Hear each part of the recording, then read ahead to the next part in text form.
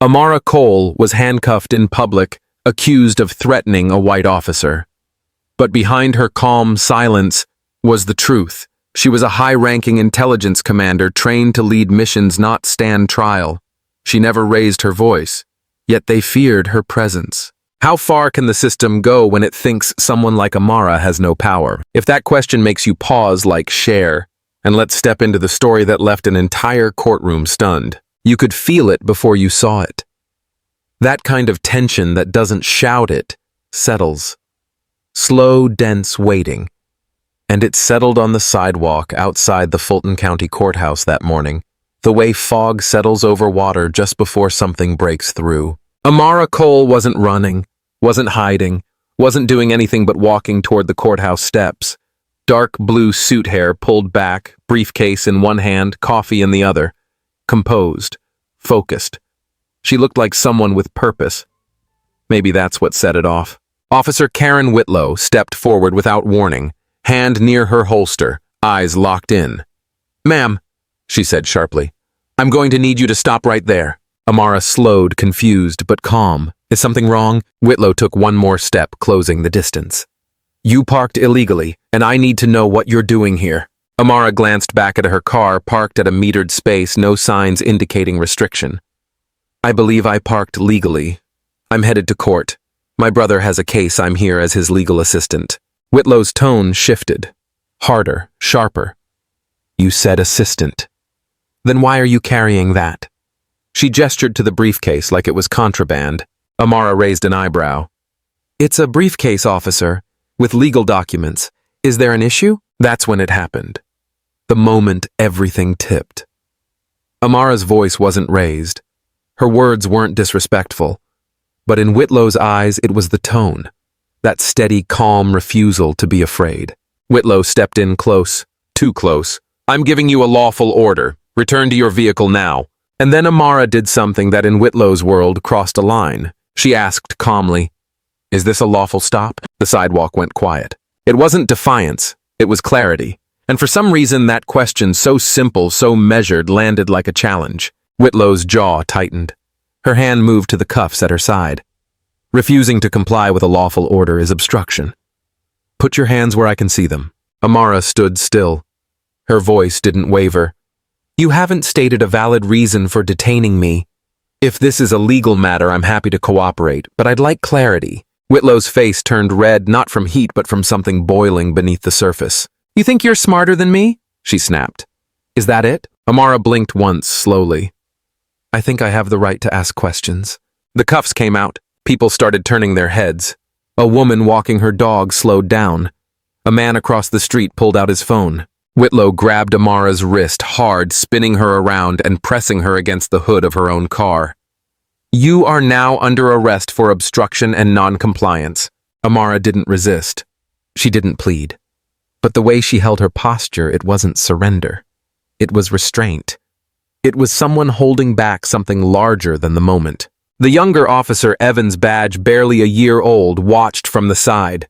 His lips parted slightly like he wanted to say something, but he didn't. He stood there, hands on his belt, frozen between instinct and fear. "I have the right to ask for your badge number," Amara said. Voice steady even as the cuffs clicked closed. "You can ask," Whitlow replied, smiling coldly, "but right now your rights are limited." Amara inhaled slowly like she was counting seconds in her mind. "You'll want to remember this moment, officer. I promise you." Whitlow laughed. Actually laughed. "Is that a threat?" "No," Amara said, eyes now level with hers.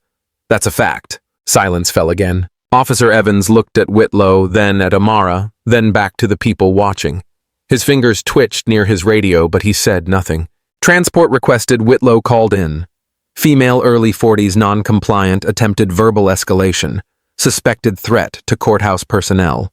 There were no threats, no escalation, no danger. Just a woman standing still. A woman who'd asked the wrong question, to the wrong person, at the wrong time. And the thing is, everyone watching, those of us across the street, those near the entrance, even the people still sipping their morning coffee, knew something about this wasn't right. But none of us knew why it felt so wrong. Yet, only she did. Amara didn't flinch, didn't speak again. She just stood beside the patrol car, waiting, watching, quiet, But if you looked closely, her silence wasn't defeat. It was preparation. And that silence, it was about to tear a hole in everything we thought we understood about power. Because the system had just put handcuffs on the wrong woman. And the courtroom had no idea who was about to walk through its doors. If you've ever stepped inside a courtroom just as a defendant walks in, you'll recognize the shift in the air. It's not loud. It's not even obvious. But you feel it. The way people sit up straighter, the way eyes glance sideways before pretending not to look. The way silence suddenly becomes heavier. And when Amara Cole entered that courtroom, led through the side door in handcuffs, the silence was deafening.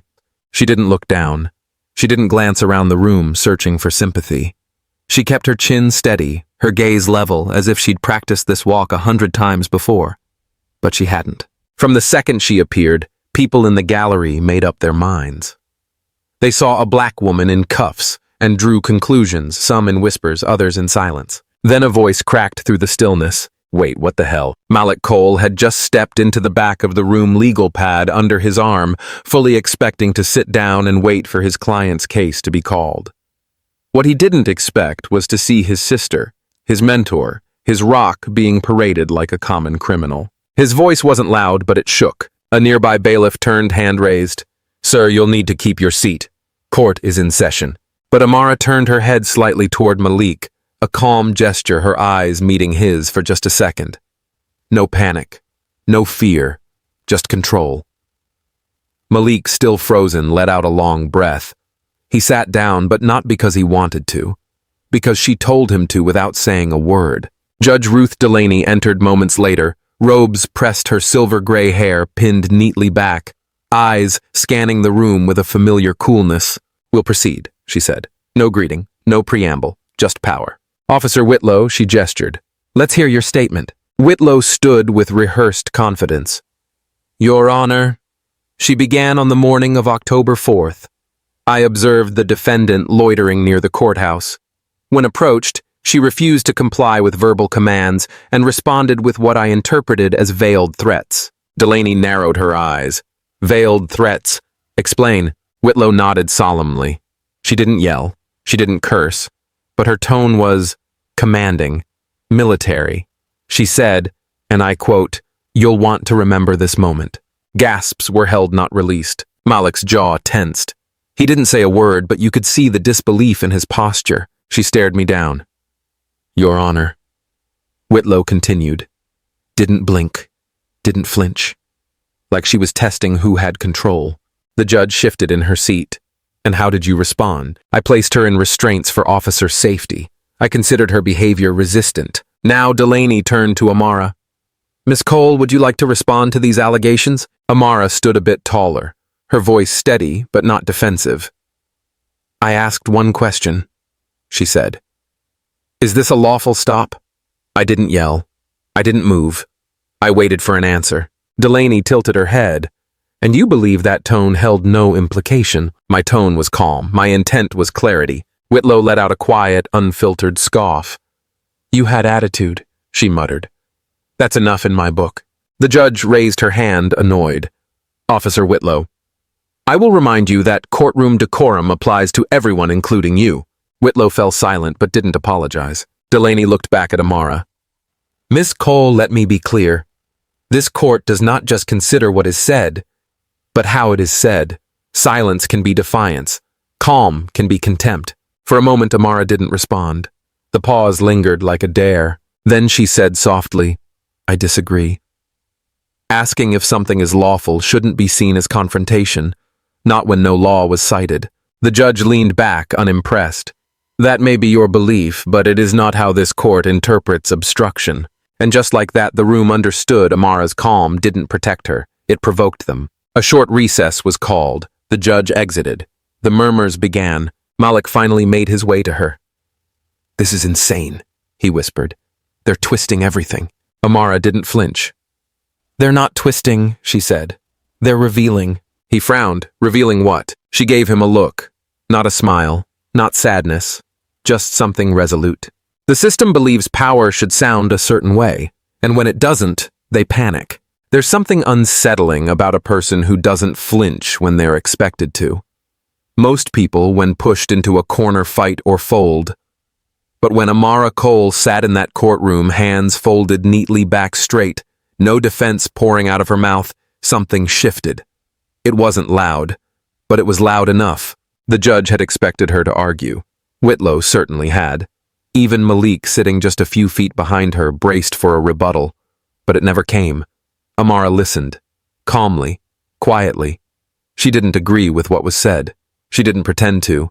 But she didn't fight it either. And that silence, it did something no outburst could have done. It made them uncomfortable. Whitlow shot a glance in her direction, lips tight. There was no satisfaction on her face, even though she'd technically won the first round. Something about Amara's calm was beginning to unravel her confidence. Malik leaned forward in his seat, brows pulled tight, confusion plain on his face. This wasn't the sister he knew, the one who always spoke her truth, who never let a lie stand unchallenged. He wanted to ask her, "Why aren't you saying anything? Why are you just sitting there?" But deep down, part of him already knew. Amara's thoughts, though unsaid, were loud within her. They already decided who I am. No words can fix that. But maybe silence will. The courtroom resumed after recess, and something subtle had changed. Not in the facts, not in the law, but in the way people started watching her. The judge's tone became more clipped, more deliberate.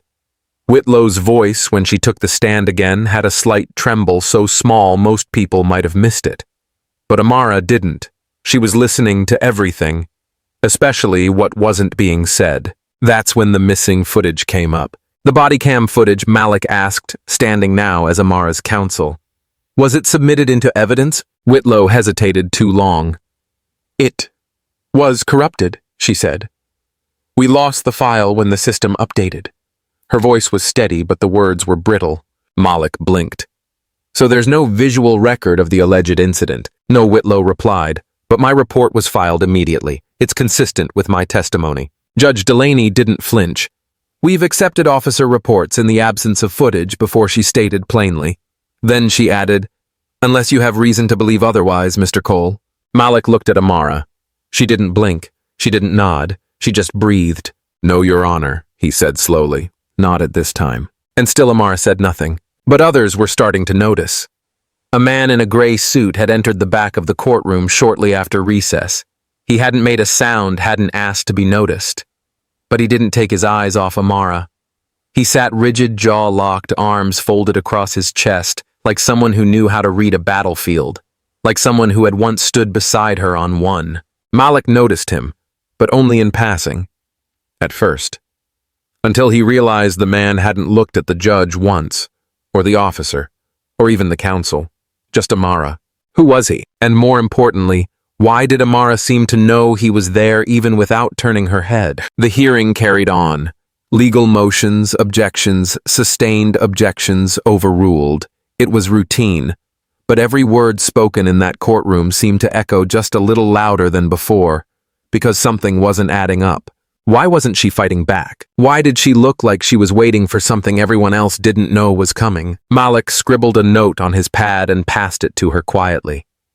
Do you want me to press harder on the missing footage? She read it, paused, then without looking up wrote 3 words in return. Not yet. Watch. That was when Malik felt it.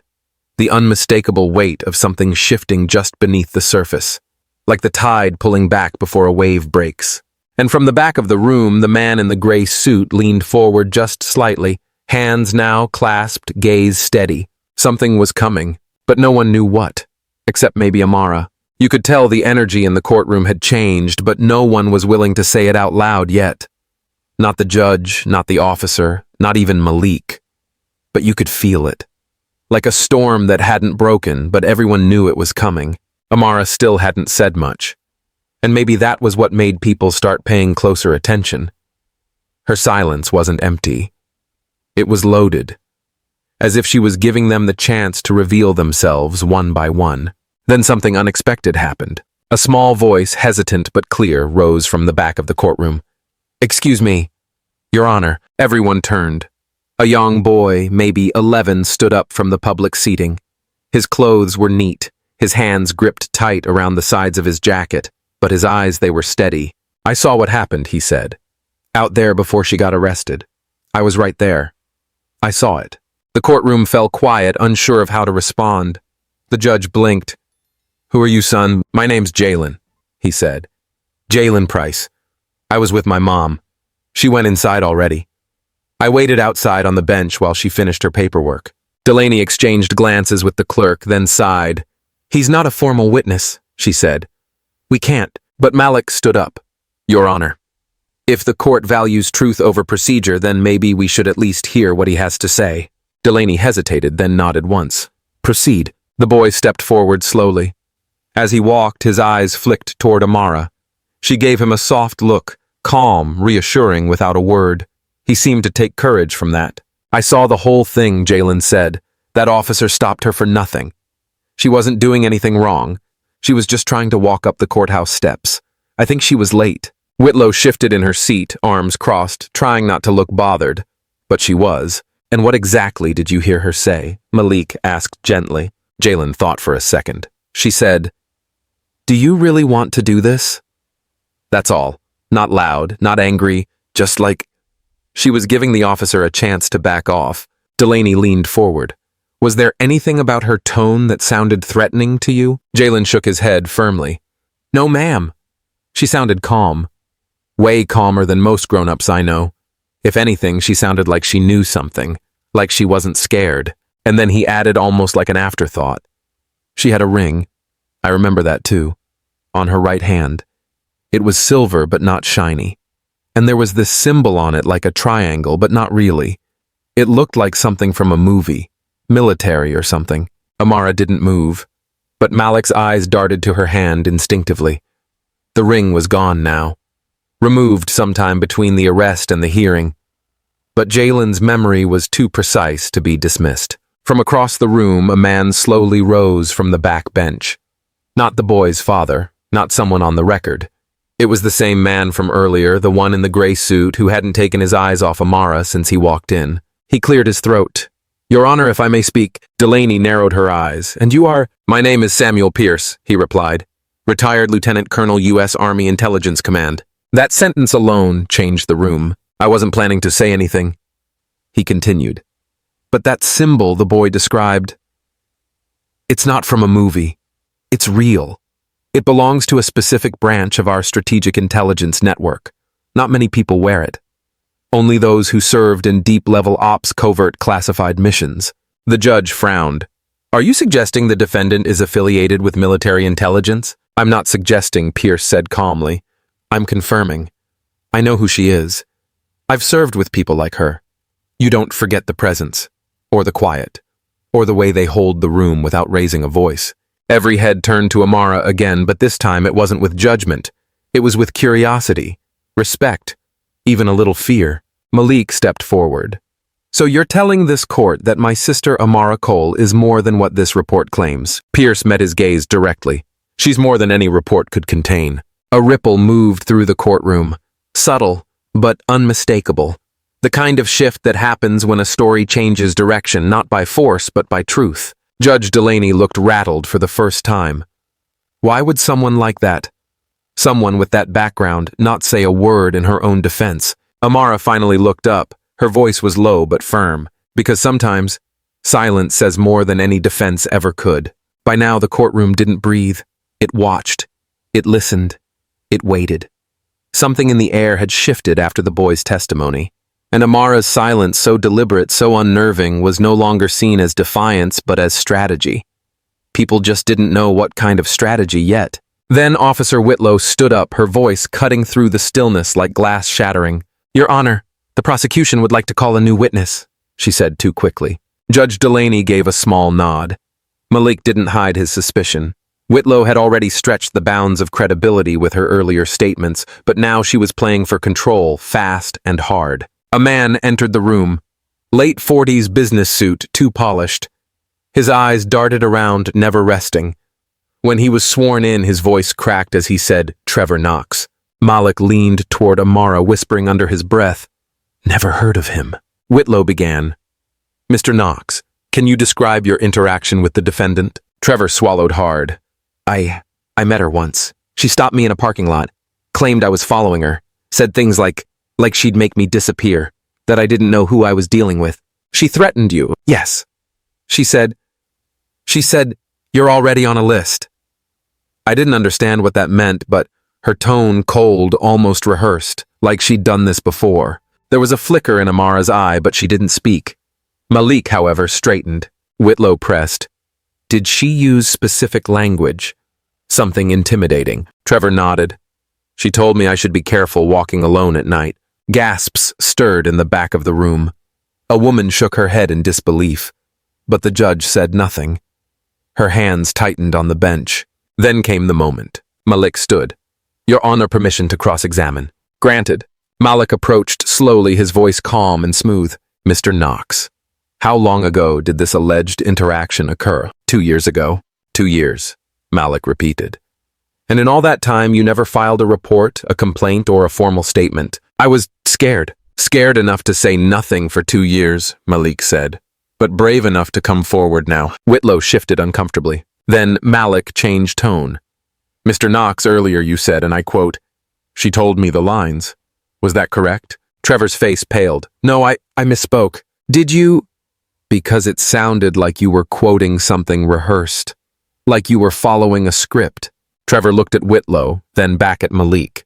I meant the lines Officer Whitlow gave me to. He stopped. Silence. The kind that doesn't just fill a room, it owns it. Judge Delaney leaned forward slowly. Mr. Knox, are you saying Officer Whitlow told you what to say today? Trevor froze. I can't answer that. That is an answer, Malik said softly, then turned toward the judge. Your Honor, I request that this testimony be stricken from the record and that a formal inquiry be opened into witness tampering. Whitlow shot up. This is absurd. This entire courtroom is being manipulated. This woman, she pointed at Amara, has been using her silence to create spectacle. Objection, Malik snapped. Sustained, Delaney said, but her voice had lost its earlier sharpness. Something inside her was no longer certain. And then, just as the tension seemed to have reached its peak, a quiet motion broke the courtroom rhythm. Marcus. He stood from the back row, slow and steady. Without a word, he stepped forward, placed a sealed envelope on the court clerk's desk, and whispered something into her ear. She hesitated, then handed it to the judge. Delaney opened it. The blood-red wax seal cracked. Inside was a single sheet. Whatever it said, it was short. The judge read it once, then again. Her face didn't betray shock, but it did betray change. She set the envelope down slowly, looked at Amara, then looked at Whitlow, and something shifted in the weight of the room. Then, with a voice quieter than before, Judge Delaney said, We'll take a brief recess. But Whitlow wasn't done. She stood, voice raised just enough to feel dangerous. If this case is dismissed, I will file a federal countersuit. I'll charge Ms. Cole with obstruction, false impersonation of authority, and abuse of classified protocols. I will drag this out until every inch of her record is made public. She stared Amara down like it was her last shot. Amara didn't blink. Malik leaned in, almost whispering, She's unraveling. Keep still. And in that moment, everyone in that room knew something had changed. Not because Amara had spoken, but because she hadn't. And yet somehow she was the loudest presence in the room. It felt like the courtroom had slowed time. Every second stretched just a little longer than it should. The air was still too still, like even it was afraid to move. People shifted in their seats but didn't speak. No one did. Judge Delaney adjusted her robe, cleared her throat, and looked down at the paperwork before her. She seemed ready to bring this to an end. One more ruling. One more conviction. Her gavel hand twitched, searching for the grip. Amara Cole stood silent at the defense table. Her posture hadn't changed since the moment she walked in. Shoulders squared, chin, lifted eyes steady, but mouth closed, still as stone. Malik stood beside her, tense, but trying not to show it.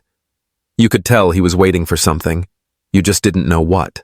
Delaney finally spoke, her tone crisp. Unless there is new credible evidence to counter the claims brought forth by the prosecution, this court is prepared to proceed with a ruling. Whitlow was smirking. She had already begun collecting her folder like a chess player sweeping up the last piece. Her eyes dared Amara to blink first, but Amara didn't flinch, and then it happened. The courtroom door opened, not with a bang, but with the soft, deliberate sound of someone who knew exactly when to make an entrance. Marcus stepped in again this time, not to observe, but to act. There was something different about him now, Not just the walk, not just the focus. He wasn't just a bystander anymore. He was about to shift the ground beneath their feet. He moved with calm certainty down the center aisle. Nobody stopped him. Nobody dared. In his hand was another envelope, larger this time, sealed with an insignia that looked almost foreign in that courtroom. He handed it directly to the bailiff, who paused, blinked, and then carried it to the bench. Judge Delaney looked confused at first, but when her fingers broke the seal and her eyes scanned the document, something in her face changed. The color in her cheeks drained. Her lips parted slightly, but no words came out. She read it again, slower this time. The paper didn't tremble in her hands, but something else did. Her certainty. "What is this?" she finally asked, not to Marcus, but almost to herself. Marcus spoke loud enough for everyone to hear. "It's a verified internal memo from the Office of Strategic Intelligence. The woman standing before you is Amara Cole, Deputy Director of National Strategic Intelligence. Clearance level Echo 9. Direct liaison to Homeland Command and Joint Task Force Shadow." There wasn't a gasp. There was something quieter. A silence so sharp it felt like it cut through skin. Judge Delaney looked up at Amara again. This time she didn't see a defiant defendant. She didn't even see a uniformed officer. She saw something else entirely, power wrapped in restraint strength, forged through silence. Whitlow stammered. This is a stunt. Anyone can forge a letter." Amara finally moved. Slowly, purposefully, she reached up and unbuttoned her plain jacket, peeling it open like a veil. Beneath it was the uniform. Not dress blues, not medals meant for show. It was the matte black tactical dress of a strategic commander. A single patch on her shoulder said it all. Shadow Echo. Then she unpinned something small from her inner pocket, a metallic badge shaped like a six-pointed hawk over a globe, and placed it on the defense table. Malik didn't say a word. He was watching the room watch her. Amara's voice came at last. Low, even, cutting through the silence like a slow blade. "I needed to know how justice would treat me. When it didn't know my name, the words didn't shout. They didn't need to. They landed like truth does, heavier than sound." Marcus stood still behind her. He didn't look at Whitlow. He didn't look at Delaney. He looked straight ahead like a man used to working in shadows, now stepping into light, not for pride, but for necessity. The courtroom didn't explode into chaos. It did something stranger. It froze. The reporters in the back dropped their pens without realizing it. The gallery, once buzzing with side glances and subtle scoffs, had gone quiet with recognition. Even those who didn't know what her badge meant knew what it meant for everyone else in that room. They had underestimated the wrong person. Whitlow finally found her voice again, but it sounded smaller now. She withheld identity. That's obstruction. Marcus turned his head slowly. "Ma'am, you'll want to stop talking now." Judge Delaney stood up. But this time she didn't look like a judge preparing to sentence anyone. She looked like someone suddenly aware she'd been part of a test and might have failed it. "I'd like a 10-minute recess," she said, though it sounded more like a plea. But Amara didn't let her off the hook. "I won't be staying," she said quietly. Delaney blinked. "Excuse me." Amara looked at her with eyes that had seen more than any courtroom ever would. "I was never here to defend myself. I was here to see how far you'd go when you thought I couldn't fight back." She didn't wait for permission. She simply turned, picked up the badge, rebuttoned her coat, and walked out, and no one dared to stop her. The courtroom was still trembling from the aftershock of Amara's revelation. No one had moved from their seats, but something had shifted quietly like a crack spreading through a stone wall. You could feel it in the way people no longer looked at her like a defendant. They looked at her like a question they didn't know how to answer. Officer Whitlow stood frozen, her confidence stripped bare. Her face was pale, her eyes darting across the room, desperate for someone to look at her the way they used to. But they didn't. Not even the judge. Not even her fellow officers.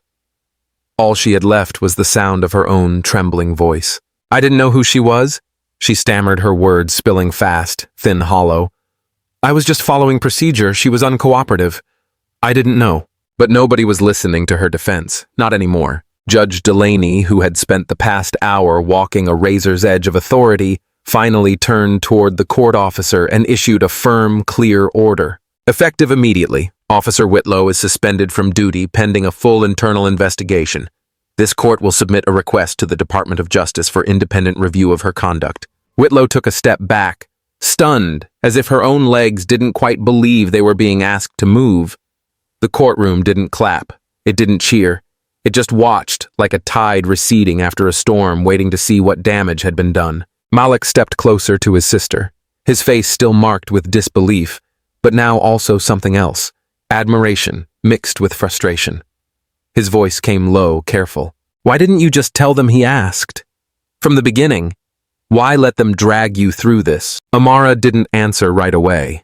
She didn't have to. Her silence had already become its own kind of language.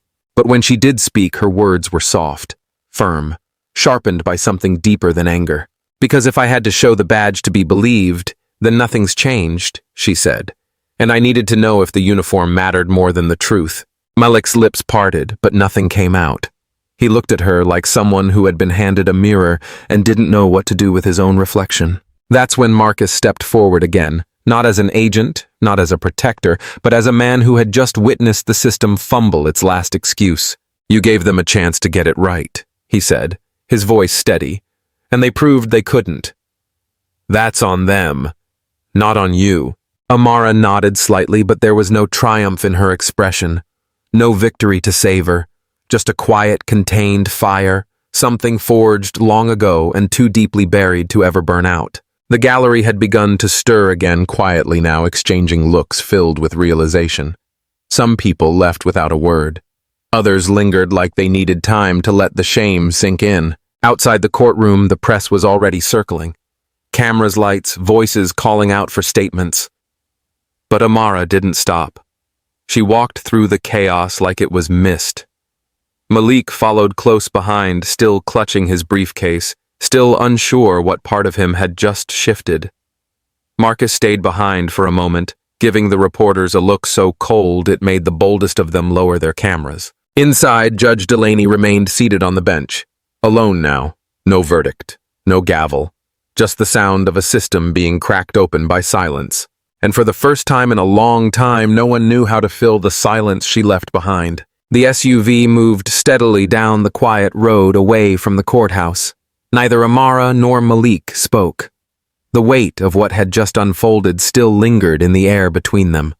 Outside the window, the world moved on children on bikes, a man walking his dog, sunlight stretching across sidewalks, as if nothing unusual had happened inside that courtroom. But inside the car, the silence was anything but empty. Malik glanced at his sister, her face calm but far away. He finally broke the silence, his voice low. You could have stopped all of it. The moment they touched you, one word, one name, and everything would have changed. Why didn't you? Amara exhaled slowly. Because they had to see me first.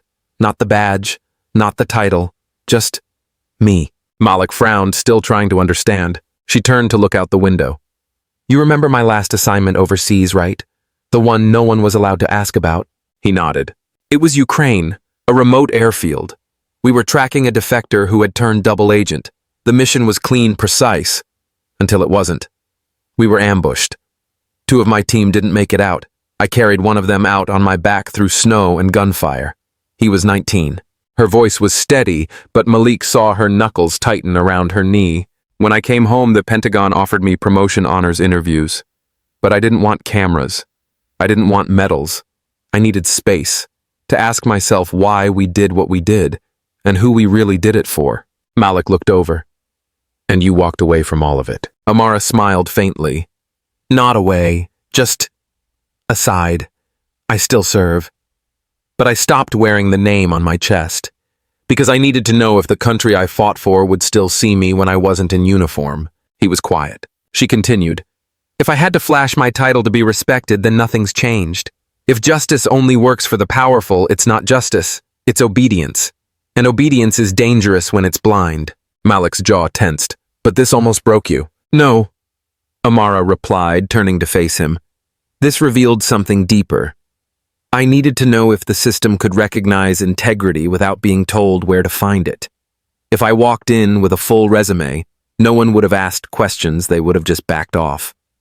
But by staying silent, I let the system speak first. She paused, and it did, loud and clear. He nodded slower this time. She rested her head lightly against the seat. Silence is the last test of conviction. When you strip away rank power applause, what's left? Do you still believe in what you fought for when no one else does? He didn't answer right away. Then softly he said, "You didn't walk away from the system. You just held up a mirror. You made it look at itself. And maybe for the first time in a long time it blinked." Amara didn't smile, but her eyes softened. It needed to blink. For a moment, they both just sat in that thought. The car rolled on. The afternoon sun spilled through the windshield, illuminating her face. No medals, no titles. Just a woman who had tested the very thing she once served to protect and dared it to prove itself. 2 days later, a plain envelope arrived at the courthouse. No return address, no message inside. Just a worn police badge snapped clean in two. It had been Whitlow's. No dramatic press conference. No statement of regret. Just the quiet surrender of authority from a woman who had once gripped it like a weapon. When the clerk handed the envelope to the court administrator, the room fell still for a moment. Not because of the gesture itself, but because of what it didn't say. No excuses. No justification. Just silence, the kind that doesn't beg for forgiveness, but admits something was broken. That same week, the state's Internal Review Board announced a full investigation into every case Officer Whitlow had touched in the past decade. A new task force was formed, independent and bipartisan. They didn't parade it in front of cameras. They just got to work. Malik was sitting in his office when he read the announcement. He didn't cheer. He didn't smile. He just leaned back in his chair and let the stillness speak. For once, the system didn't defend itself. It opened its own doors. Meanwhile, Amara stayed away from the noise. She had no interest in headlines or public redemption arcs. When the governor's office reached out asking if she'd consider joining a civilian-led board to advise on intelligence community oversight and reform, she took her time before answering. Eventually, she said yes. But on one condition: no name plaques, no photo ops, and no direct power. She would serve only as a voice behind the curtain. She didn't need a podium. She needed a channel, quiet influence. That was enough. The morning after she accepted a letter arrived at her apartment. It was handwritten, careful but unsure. The handwriting of someone who still second-guessed their own words. "Dear Commander Cole, you don't know me, but I was in that courtroom. I sat 2 rows behind the bench. I've been an officer for 3 years. Rookie, really. I've seen things, heard things, and I stayed quiet too often. But watching you sit there, calm, unmoved, silent, but not small, it did something. You didn't raise your voice. You didn't demand anything. But still, the room shifted. And it made me wonder if I've been listening wrong all this time. I don't know what kind of cop I'll be. But I know this: I'll never listen the same again. Thank you for not yelling. Thank you for not needing to." Amara held the letter in her hand for a long while, then folded it and placed it in the drawer beside her bed. That night, as she sat alone with a cup of tea, the city around her felt quieter. Not because it had changed overnight, but because something deeper had cracked open. Not a revolution, not vengeance, just a shift, a subtle one, but the kind that doesn't fade. The story didn't explode the way headlines usually do. There were no live press conferences, no victory parades, no front-page declarations of justice restored. But somehow, it still found its way quietly into every corner of the country. It was the footage that did it. A short clip taken by someone seated in the back of the courtroom, uploaded without tags or titles, showing only a black woman standing before the court. Shoulders, steady eyes, calm, opening her coat to reveal the insignia of a high-ranking intelligence commander. She said only one thing I needed to know: how justice would treat me without my name. That clip traveled like a whisper that refused to die. No dramatic music, no commentary, just silence and wait. In a modest living room 3 states away, a little girl no older than 10 sat cross-legged on a worn rug. She watched the clip on her mother's phone, brow furrowed, tiny fingers gripping the edge of the screen. She didn't blink. When the clip ended, she looked up at her mother and whispered, "She looks like me." Her mother didn't speak. She didn't need to. She just reached out and held her daughter's hand. For the first time in a long time, they both felt seen. Back at the courthouse, the echo of what had happened didn't fade. It deepened. Some called it a reckoning. Others called it a reset, but Amara called it exactly what it was, a reminder. Marcus stood outside the courthouse that morning, watching her descend the steps for what he knew would be the last time. He didn't say much, just stepped forward and offered his hand. "Thank you," he said, voice low, for making silence powerful again. Amara didn't respond right away. She looked past him toward the square where cameras had once gathered, but now sat still like the whole city was holding its breath. Finally, she turned to Marcus just slightly. It was never about the silence. It was about whether anyone was still listening. Then she walked away one step at a time, coat pulled close around her face, soft but unreadable. She didn't turn back. She didn't need to. Everyone else did that for her. From the steps, from the gallery windows, from the clerk's desk tucked in the shadows, people watched her go. No applause, no salutes. Just a shared pause. The kind that happens when something inside you realigns even just a little. And in that pause, one truth became clear. She hadn't come to prove her rank or reclaim her power. She came to test the ground beneath all of it, to see if the system could stand when no title held it up. By the time the courtroom returned to business as usual, her name had already slipped back into quiet. Not forgotten, just folded away. Like a well-kept secret the world wasn't ready to carry, but would remember anyway. And somewhere in a classroom or a kitchen or a quiet corner of a city park, another little girl would hear the story. Maybe not today. Maybe not even this year.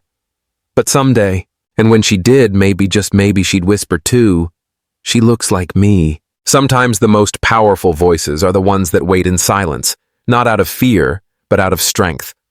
Amara's story reminds us that justice isn't always loud. It's often tested when no one is watching. And sometimes it's the quiet ones who hold the greatest power. If this story spoke to you, please take a moment to like the video, share it with someone who needs to hear it, and subscribe to our channel, Mr. Max Stories. Your support helps keep stories like this alive, stories rooted in dignity, resilience, and truth. Every view, every comment, and every click lets our team know that what we're doing matters, and gives us the strength to keep telling the stories others are afraid to tell. Because here at Mr. Max Stories, we don't just tell stories, we remember what others forget. Thank you for standing with us.